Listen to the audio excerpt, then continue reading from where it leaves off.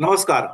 काही दिवसांपूर्वी chief justice of India Suryakant यांनी एका सुनावणी दरम्यान केलेल्या कॉक्रोच संदर्भातील वक्तव्याची सोशल मीडियावर प्रचंड चर्चा झाली.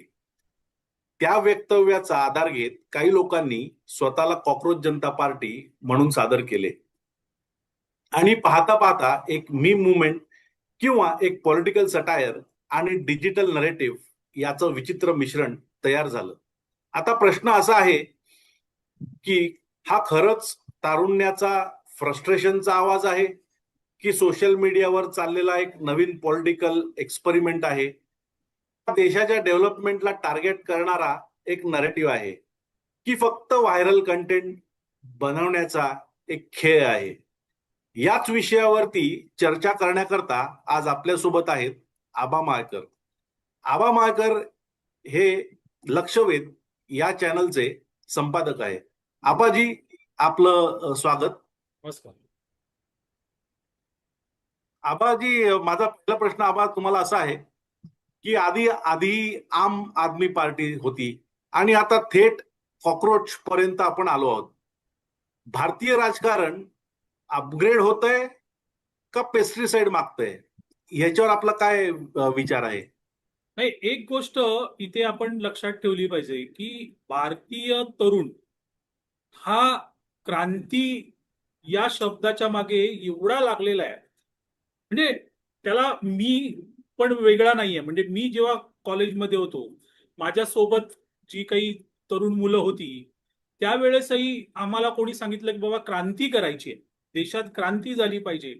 तर आम्हीही त्यामध्ये बहकलो गेलो होतो. आम्हालाही असं वाटलं होतं की हो, क्रांती व्हायला पाहिजे. आणि एकदा काय क्रांती झाली की सगळं सुजलाम सुफलाम, सगळं शांततेत पार पडणार आहे. पण ही क्रांती म्हणजे नेमकं काय, हे मात्र कोणी सांगत नव्हतं.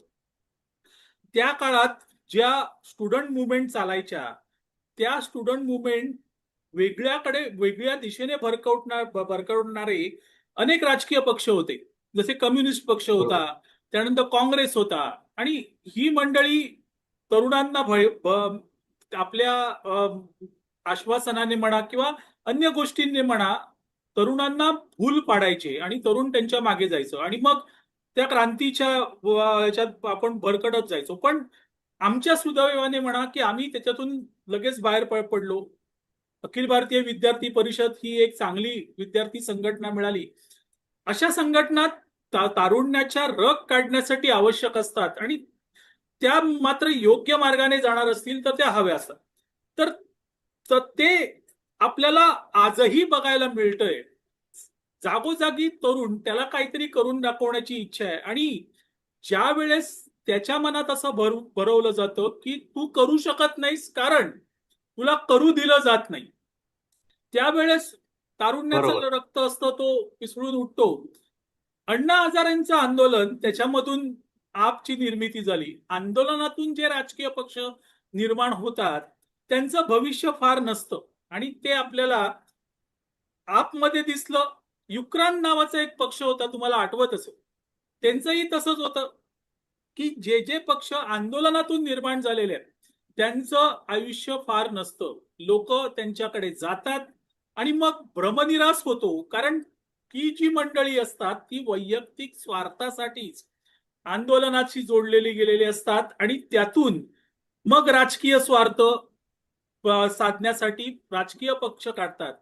तर हे होत असतं. म्हणजे हे फार पूर्वीपासून या देशात होत आलेलं आहे. आणि त्यामुळे कॉक्रोच जनता पार्टी किंवा झुरळ जनता पार्टी नावाचा हा जो पक्ष स्थापन झाला, हा काही नवीन नाहीये. म्हणजे हे काही नवीन नाही आहे भारतीय राजकारणासाठी. भारतीय राजकारणाचा अभ्यास करणाऱ्या अनेकांना ते माहिती आहे आणि त्यामुळे याचा फार काही मोठा परिणाम होईल असं मला वाटत नाही.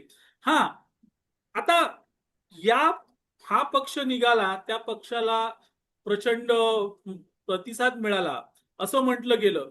तर मुद्दा असा आहे की एकतर या राजकीय पक्षाचं नावच असं विचित्र आहे की ज्या वेळेस बरोबर. आपण ते नाव जरी बघितलं तरी आपण म्हणतो अरे बघूया रे काय आहे, काय हे नवीन आहे. हे असे व्ह्यूज झालेले आहेत, लक्षात घ्या.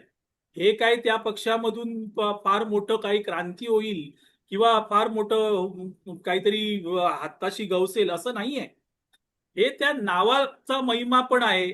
आणि ते आणि प्लस आता तर हळूहळू बातमी बाहेर येते की पाकिस्तान, बांगलादेश इथून जास्त त्यांचे व्ह्यूज झालेले आहेत. बरोबर. त्यामुळे बरोबर. हे काही नवीन नाहीये. हे क्षुल्लक आहे माझ्या दृष्टीने. कारण मी गेले 30 वर्ष भारतीय राजकारणाचा अभ्यास करतोय आणि आम आदमी पक्ष बघितलेला आहे. विक्रांतच्या वेळेस मी लहान होतो, माहित नाही, पण जे मी ऐकलंय, माझ्या कानावर आलंय, ते सगळं बघितलं तर फार या पक्षाला राजकीय भवितव्य नाहीये असं मला वाटतं. बरोबर. आबा, याला अनुसरून दुसरा प्रश्न आहे की हे जे कॉक्रोच जनता पार्टीचे सो कॉल्ड जनक आहेत, अभिजित दिपके, हे आम आदमी पार्टीशी कुठे ना कुठे निगडीत आहेत. ह्यांचा उल्लेख सीआयए एनआरसीच्या विरोधात पण घेतला गेलाय आणि यांचा मूळ मुद्दा होता डेव्हलपमेंट. आता मला ह्याला अनुसरून आबा प्रश्न आहे की जर भारतात यांचा अभिजितच्या म्हणण्याप्रमाणे जर भारतात काहीच डेव्हलपमेंट होत नसेल, तर मग आपल्याकडे जो समृद्धी महामार्ग आहे किंवा अटल सेतू आहे किंवा मथुरा एक्सप्रेस हायवे आहे किंवा दिल्ली मुंबई एक्सप्रेस हायवे आहे, भारतात जागोजागी मेट्रोचं जाळं पसरत आहे किंवा एअरपोर्ट नवीन होत आहेत किंवा तत्सम वंदे भारत जी एक्सप्रेस आहे, मग हे कोण बांधतंय? आणि का फक्त सोशल मीडियावर बघितलं तर असं वाटतं की देशात फक्त अंधार आहे आणि डिप्रेशन चालू आहे, पण आपण बाहेर पडलो की आपल्याला सगळे डेव्हलपमेंट दिसतात. मग या लोकांचं कन्फ्युजन काय आहे? ट्विटर, म्हणजे कन्फ्युजन काय आहे की ट्विटर खरं का ग्राउंड रियालिटी खरी? याच्यावर आपलं काय मत आहे? नाही, तुम्ही हिटलर यांचं माईन काम्फ पुस्तक वाचलंय की नाही मला माहित नाही. पण त्या माईन काम्फ मध्ये हिटलर, जो सगळ्यात मोठा हुकुमशहा मानला जातो, तर तो हिटलर बरोबर. सांगतो की ज्याचा द्वेष करावा असं वाटेल असा जीव निर्माण करायला पाहिजे. तो जर अस्तित्वात नसेल तरी तो निर्माण केला गेला पाहिजे आणि त्याच्या द्वेषातून आंदोलन उभं केलं पाहिजे. ही सगळी आंदोलनं ही तशी आहेत बघा तुम्ही. ही आंदोलनं सकारात्मक वृत्तीवर नाही आहेत. ही द्वेषातून निर्माण झालेली आंदोलन आहेत. आता जर मोदींनी या देशाचा विकास केला नसता तर तुम्हाला असं वाटतंय की देशातली जनता एवढी दूधखुळी आहे की ती बरोबर. सलग 3 वर्ष 3 टर्म्स ही मोदींना निवडून देईल? मोदींनी जे काय केलं ते मागच्या 70 वर्षात झालं नाही, हे जनतेला दिसतंय. आणि ते दिसत असल्यामुळे जनता आज मोदींच्या मागे आहे.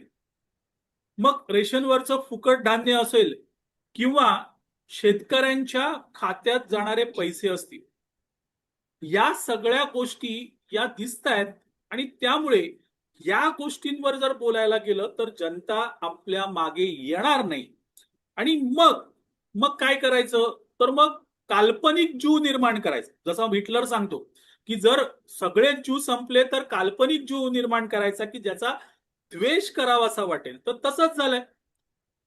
बरोबर. आज ज्या चळवळी आहेत किंवा ज्या चळवळींवर हे सगळं आपकलं जातंय किंवा टाकलं जातंय ते काय आहे? तो जेएनयू मध्ये आंदोलन करणारा तरुण सांगतो की ब्राह्मणवाद नाही चालणार. अरे ब्राह्मण कोण आहे? त्याने काय केलं? तुझं काय घोडं मारलं ते तर सांग पहिल्यांदा. नाही. मग काल्पनिक खरा ब्राह्मण नाहीये तो कुठे, नाही तर मग काल्पनिक ब्राह्मण निर्माण कर की जो असे अन्याय अत्याचार करतोय. हिटलर, जे हिटलरच्या वृत्तीने वागतंय कोण? तर ही मंडळी वागतायत आणि ती मोदींना म्हणतात की हिटलर आहेत. कळलं? तर बरोबर. हे तिथे लक्षात ठेवलं पाहिजे. विकास झालाय आणि त्या विकासापेक्षाही सगळ्यात महत्वाची गोष्ट ती म्हणजे सुरक्षा. ज्या वेळेस भारतीय जनता पक्षाचं सरकार केंद्रात नव्हतं त्यावेळेस अतिरेकी यायचे, कुठेही बॉम्ब फोडायचे आणि निघून जायचे. आणि त्यातून ज्यांचा ज्यांचा फॅमिलीचा लॉस झालाय ती मंडळी आजही त्यातून उभारलेली नाही आहेत. बरोबर. 1993 साली जे बॉम्बस्फोट झाले, 93-94 सॉरी 94 साली, तर त्या ह्याच्यामध्ये माझा स्वतःचा एक मित्र गेला. मला आजही त्याची आठवण येते. का येते? पण कोणतरी बाहेरून येतं, ते आपल्याला मारतं. कुत्र्या म्हणजे कुत्र्या मांजरांसारखे आपण मारले जातो. हे थांबलं कधी? मोदी जेव्हा सत्तेत आले तेव्हापासून हे थांबलं. लक्षात घ्या. आणि बरोबर. त्यामुळे ती जी सुरक्षा आहे, आम्ही आमचा विकास करू, आम्ही आम्हाला जी संपत्ती निर्माण करायची निर्माण करू. कधी? जेव्हा जिवंत राहू तेव्हा ना. जर जिवंतच राहिलो बरोबर. नाही तर काय? त्यामुळे सुरक्षा ही सगळ्यात महत्वाची गोष्ट आहे. आणि ती सुरक्षा मोदींनी दिली, त्याबरोबर विकासही दिला.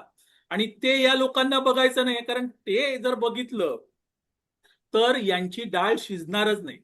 यांची डाळ शिजणार नाही, आणि म्हणून ही मंडळी सगळी बावचळली आहेत. आणि मग काहीतरी कल्पनेतून निर्माण करायचं आणि त्याचा द्वेष करायला लावायचा. पण लोकांना हे दिसतंय, लोक आता दूधकुळी राहिलेली नाहीयेत. आता प्रसार माध्यम, मीडिया यांच्या हातचं जरी बावलं झालं असलं तरी सोशल मीडिया अजूनही स्वतंत्र आहे, आणि तिथे दूध का दूध, पाणी का पाणी होतं. आणि ते या लोकांना कळतंय, आणि म्हणून रोज रोज नवीन नवीन शोध लावले जाते. आता बरोबर. कॉक्रोच पार्टी, काही दिवसानंतर डॉंकी पार्टी, काही दिवसानंतर कबूतर पार्टी येणार, येत राहणार. कारण जोपर्यंत मोदींचा द्वेष आहे तोपर्यंत हे सगळं होत राहणार. कारण हा द्वेष निर्माण करायचा आहे, त्यामुळे कल्पनेत का होईना हे निर्माण करतच राहणार. नक्कीच. आबा, या प्रश्नाचं उत्तर देताना तुम्ही 2-3 महत्वपूर्ण मुद्द्यांवरती भर दिला. एक म्हणजे डेव्हलपमेंट, दुसरं म्हणजे आपली सुरक्षा. बरोबर. हो. आता आजकाल नाही काही लोकांना, आणि या गोष्टींमुळे मोदींचं आणि भारताचं जगभरात कौतुक होतंय.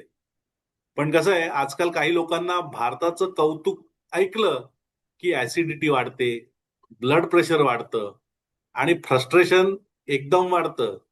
आता इस्रोच्या माध्यमातून चंद्रयान आपण सोडलं, तेव्हा लोकांना तत्सम या विरोधी पक्षांना आणि आपल्या शेजारी राष्ट्रांना प्रॉब्लेम झाला.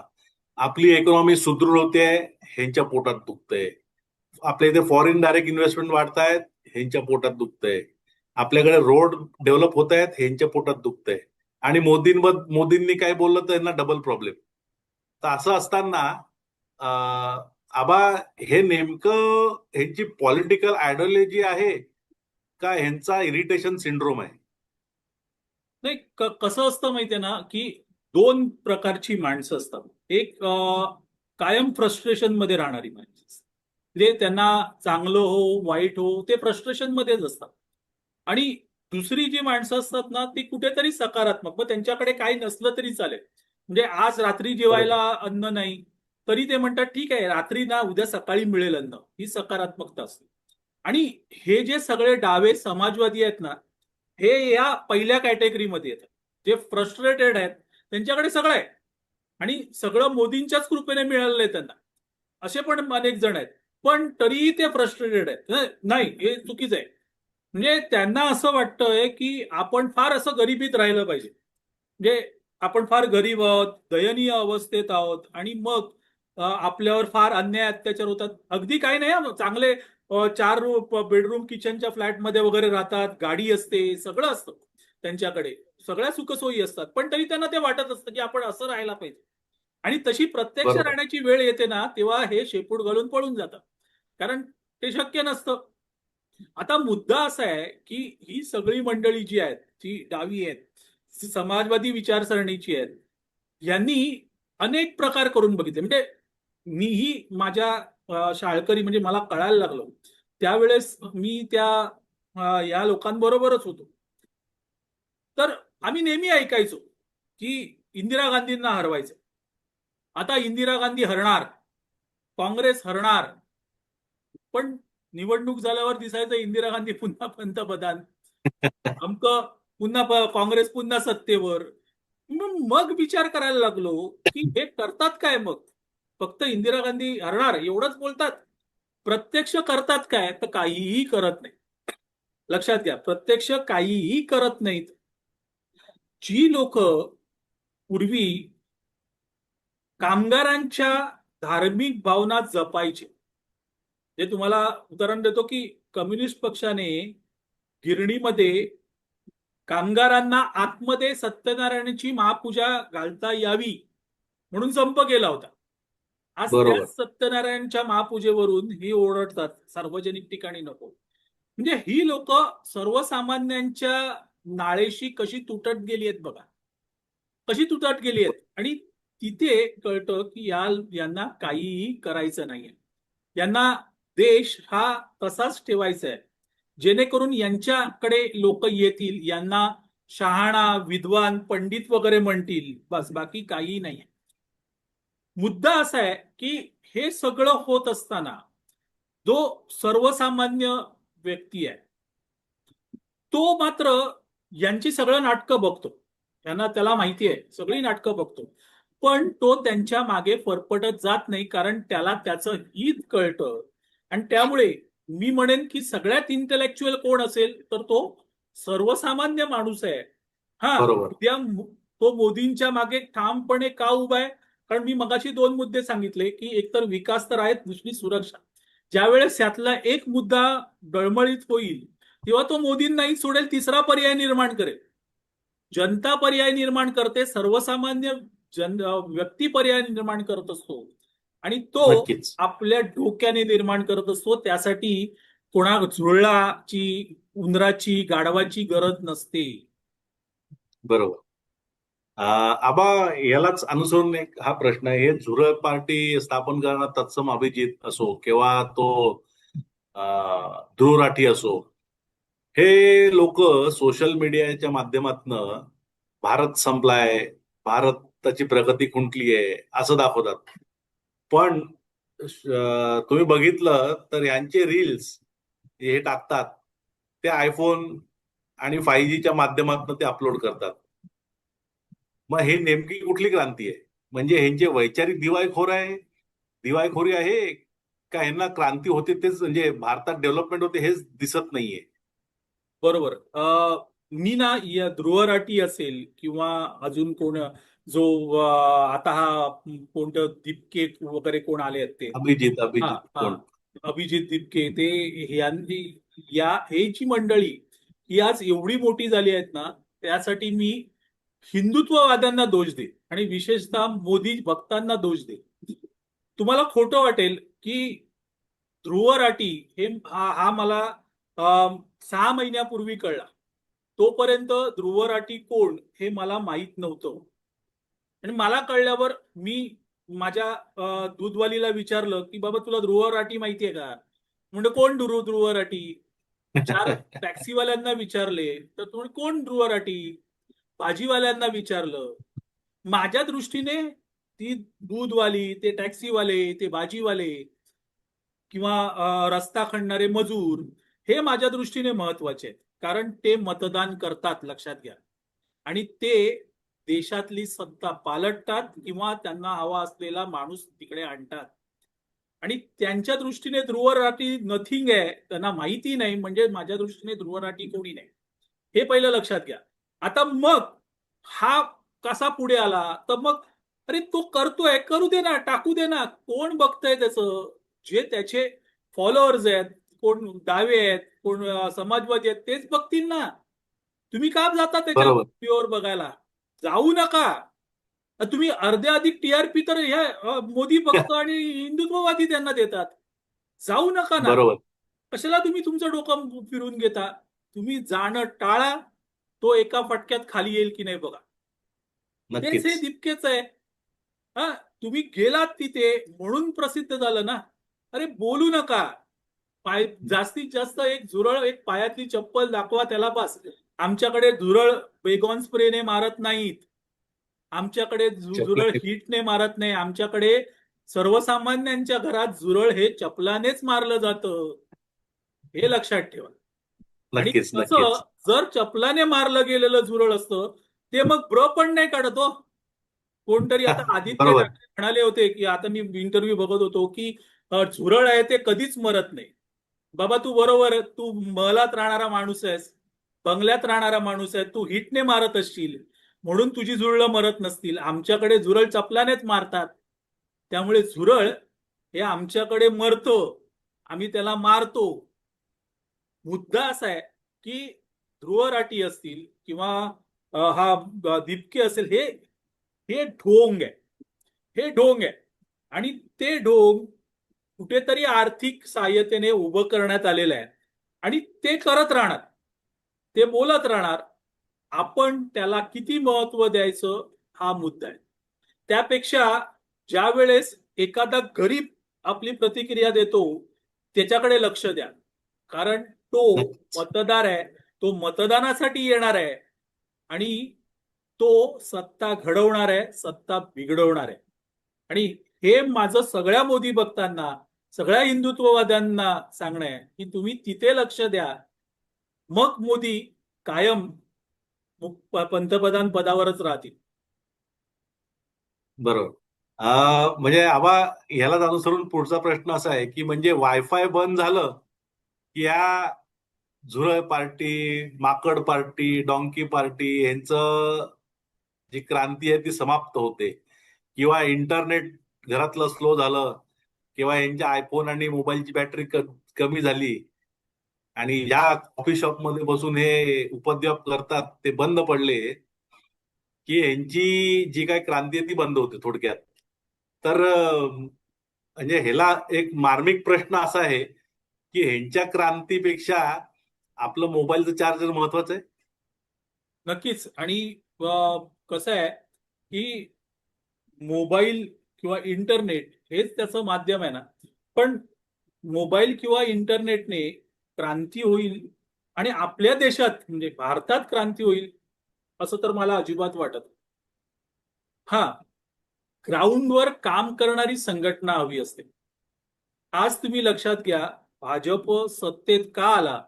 कारण भाजप सत्तेत यायला संघाची मेहनत आहे, संघाचे परिश्रम आहेत. लक्षात घ्या. आणि बरोबर. भाजपच्या नेत्यांनी एक पिढी घालवली हो, एक दोन पिढ्या गेल्या, मेहनत घेतली आहे आणि त्यानंतर भाजप आपल्याला आज सत्तेत दिसतोय, अनेक राज्यांमध्ये दिसतोय. हे कष्ट आहेत. हे कष्ट कोण घेणार? फक्त सोशल मीडियावर जाऊन काही होत नाही. सोशल मीडियावर तुम्ही कॅम्पेन सुरू करता, पण ती कॅम्पेन ग्राउंड लेवलला जाणं आवश्यक असतं आणि एका दिवसाच्या मोर्चाने काही होत नाही. त्यासाठी बरोबर. सातत्याने राबवावं लागतं, सातत्याने कष्ट करावे लागतात आणि ते कष्ट पण निष्काम असावे लागतात, नाहीतर आप होते, आम आदमी पक्ष होतो. बरोबर. ते पण त्यांच्याकडेही केडर होता, पण भ्रष्टाचाराने ते इतके डबडबले की सगळं गेलं. तर हे महत्वाचं असतं. त्यामुळे इंटरनेटची क्रांती ही मानवात म्हणजे इंटरनेट सुरू झालं ही मोठी क्रांती आहे, पण इंटरनेट वरून क्रांती मात्र होणं शक्य नाही. हा. शेवटचा घेतो. हा. आपलं मराठीत म्हण आहे, निंदकाचे घर असावे शेजारी.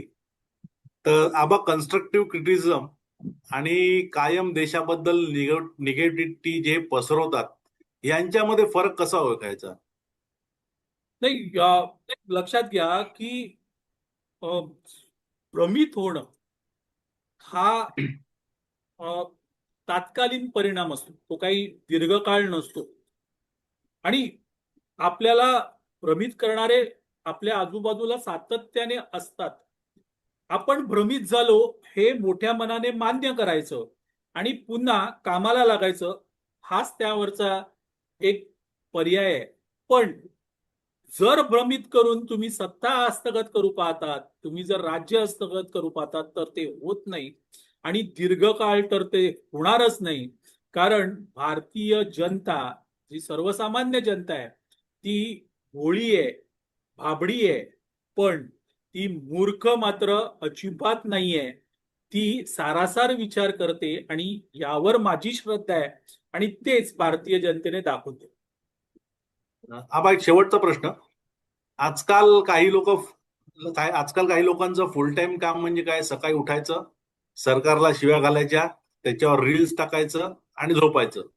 हा नवीन रोजगार हमी योजनेचा प्रकार आहे का? तसंच आहे काहीस. पण कसं आहे की शेवटी सत्य बाहेर येतच ना. नाहीतर मग सकाळच्या बोंग्याने क्रांती केली असती. पण सकाळच्या बरोबर. बोंग्याची क्रांती अद्याप झालेली नाहीये. आणि त्यामुळे जोपर्यंत सत्य हे लोकांना माहीत नसतं तोपर्यंत सत्याला नाकारणं सुरू असतं. पण एकदा का सत्य लोकांना कळलं की त्या सत्याला तुम्हाला कवटाळावंच लागतं, त्यापासून दूर जाता येत नाही.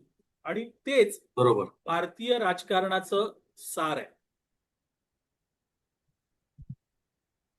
तर मित्रांनो, आज आपण कॉक्रोच जनता पार्टीपासनं ते भारताच्या डेव्हलपमेंट पर्यंत आणि हे कॉक्रोचवाले कसे भारताच्या प्रगतीला खो घालतायत या विषयावरती विस्तृत चर्चा केली. आपल्यासोबत आबा होते. आबांनी व्यवस्थित मुद्दे मांडले, जेणेकरून आपल्या सगळ्यांना त्या मुद्द्यांबद्दल डिटेल माहिती मिळाली. हा व्हिडिओ तुम्हाला मित्रांनो आवडला असेल तर लाईक करा, शेअर करा आणि आपल्या मित्रपरिवारासोबत शेअर करा. आबा, युगस्वर चॅनलवरती येऊन पॉडकास्ट केल्याबद्दल आपले आभार. धन्यवाद.